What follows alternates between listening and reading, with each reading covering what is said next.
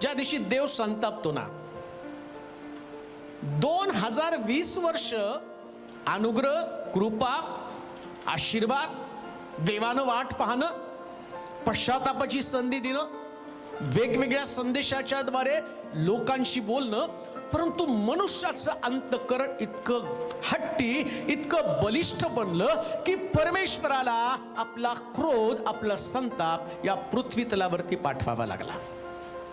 तो देव आहे. देवानं जगावर एवढी प्रीती केली की प्रीती खातर त्यानं आपला पुत्र दिला, एकुलता एक पुत्र. मग परमेश्वर जर एवढं प्रेम करतो ना, बायबल सांगतं त्याच्या प्रीतीची लांबी, रुंदी, खोली, उंची मोजता येत नाही. हे देवाचं हृदय आहे. मग परमेश्वराचं प्रेम पुत्राच्या द्वारे जगाला प्रगट होतं आणि पुत्राच्या द्वारे जगाचा उद्धार होतो. हे परमेश्वराचं प्रेम आहे. देवानं जगावर एवढी प्रीती केली, एकुलता एक पुत्र दिला.